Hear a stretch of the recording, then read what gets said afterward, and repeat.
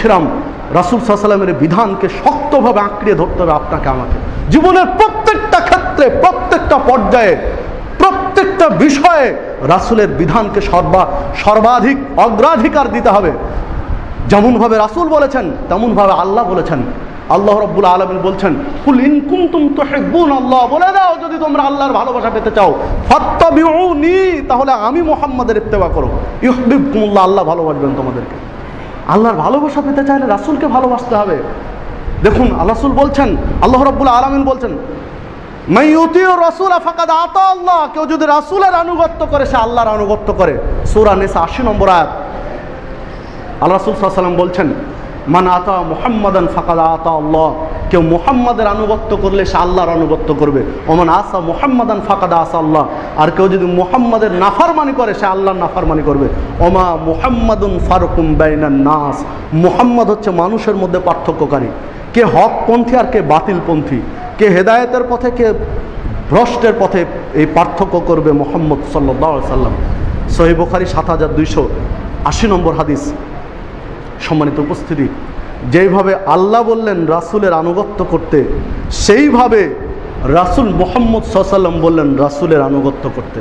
আল্লাহ এবং রাসূলের আনুগত্য করতে আল্লাহ বলছেন, রাসূল বলছেন। এবার আসে, এই পৃথিবীতে 4 জন ব্যক্তিকে আমরা শ্রেষ্ঠ ইমাম বলে থাকি। যেমন ইমাম আবু হানিফা রহিমাহুল্লাহ। ইমাম আবু হানিফা রহিমাহুল্লাহ তার জীবনের শেষ পর্যায়ের একটা বাক্য, ইদা সহাল হাদিস ফাহুয়া মাযহাবি, যখন কোনো সহি হাদিস পাবে তখন সেটাই আমার মাযহাব, সেটাই আমার পথ, সহি হাদিসটাই আমার পথ। কি চমৎকার একটা কথা! এ সকল ব্যক্তিকে আল্লাহ ক্ষমা করবেন, তার এগুলো ওসিলা, যার অনুসারীরা আজকে তাকে কলঙ্কিত করছে। তিনি যে কথাটা বলছেন সহি হাদিস বলছেন, শুধু হাদিস বলেননি।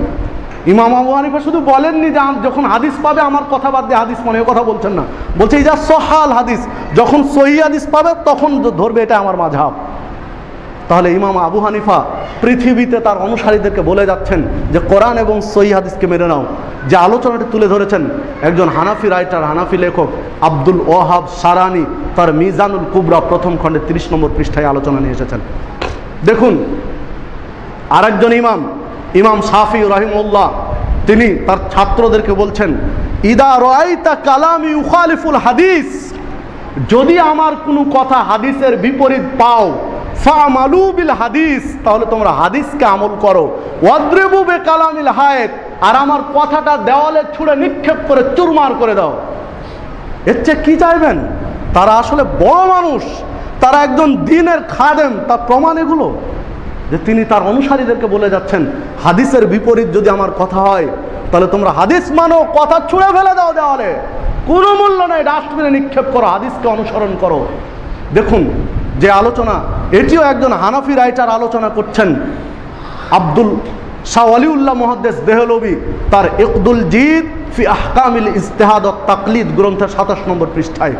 দেখুন আরেকজন ইমাম, ইমাম মালিক রাহিমাহুল্লাহ, ইমাম আহমদ ইবনে হাম্বল রাহিমাহুল্লাহ একই কথা বলছেন, যদি কথা হাদিসের বিপরীত হয় আমাদের কথা বাদ দিয়ে রাসূলের হাদিসকে প্রাধান্য দাও। ইকদুল জিদ ফি আহকামিল ইজতিহাদ ওয়াত তাকলিদ গ্রন্থের 28 নম্বর পৃষ্ঠায়। তাহলে 4 ইমাম একই কথা বলছেন, যা আল্লাহ বলেছেন, যা রাসূল বলেছেন, 4 ইমাম একই কথা বলে গেলেন, কোরআন এবং সহিহ হাদিসকে আঁকড়ে ধরা। তাহলে কেন এত ডিভাইডেড, কেন এত দ্বিমত? যদি ইমামদের কথাও মানি তবু কোরআন এবং সুন্নাহকে আঁকড়ে ধরতে হবে, বিকল্প রাস্তা নেই। তাই আসুন, আমরা যদি জান্নাত পেতে চাই, মুক্তি পেতে চাই, নাজাত পেতে চাই, তাহলে নিজেদের জিদ, অহংকার, গোলামি সব বাদ দিয়ে কোরআন এবং সুন্নাহর কাছে আত্মসমর্পণ করি।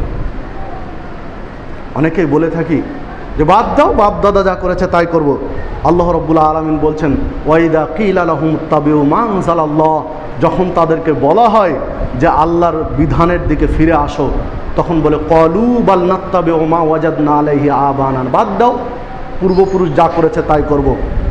আওয়ালাউ কানা শায়াতান ইয়াদউহুম ইলা আযাবিস সাঈদ, অথচ তারা জানে না যে এই কথার দ্বারা তাদেরকে শয়তান জাহান্নামের দিকে ডাকছে। সূরা লোকমান 21 নম্বর আয়াত। ইসলামী শরীয়ত জানার পরে যারা বলবে বাদ দাও, পূর্বপুরুষ যা করেছে তাই করব, আল্লাহ বলছেন এই কথা বলিয়ে নিয়ে শয়তান জাহান্নামের দিকে তাদেরকে ডাকছে। আপনি এখন সিদ্ধান্ত নেন এগুলো বলে হক কথা বাদ দিয়ে জাহান্নামের রাস্তায় যাবেন, না ছেড়ে দিয়ে আল্লাহর পথে আসবেন, সিদ্ধান্ত আপনার। দেখুন আজকের সর্বশেষ বাক্য যেটি বলতে চাই, সূরা রদ 11 নম্বর আয়াত, আল্লাহ রাব্বুল আলামিন বলছেন যে তোমরা যতক্ষণ নিজেরা পরিবর্তন হওয়ার চেষ্টা না করবে ততক্ষণ আমি আল্লাহ তোমাদেরকে পরিবর্তন করে দিব না। তোমরা নিজেরা যদি পরিবর্তন হওয়ার চেষ্টা করো আমি বাকিটি করে দেব, যেখানে ঠেকে যাব আমি পার করে দেব। সূরা রদ 11 নম্বর আয়াত। তাহলে আসুন আমরা একটু পরিবর্তন হওয়ার চেষ্টা করি, আমাদের ভুল ত্রুটিগুলো ছেড়ে দিয়ে সঠিকটা গ্রহণ করে সমাজটা সংস্কার করার চেষ্টা করি। যদি আমরা চেষ্টা করি আল্লাহ বলছেন আমি বাকিটা করে দেব, আর নিজেরা চেষ্টা না করলে আল্লাহ নিজ হাতে করে দিবেন না। এই সমাজ পরিবর্তন করার জন্য, সংস্কার করার জন্য মাটি ফেড়ে কোনো জাতি আসবে না, আকাশ থেকে ফেরেশতাও আসবে না, আপনাকে আমাকে চেষ্টা করতে হবে। চেষ্টা করলে বাকিটুকু আল্লাহ করে দেবেন। তাই আসুন আমরা সকলে আন্তরিকতার সাথে কোরআন এবং সুন্নাহ নিজেরা আমল করি, অন্যকে আমল করার জন্য উদ্বুদ্ধ করি, বুঝিয়ে বলি।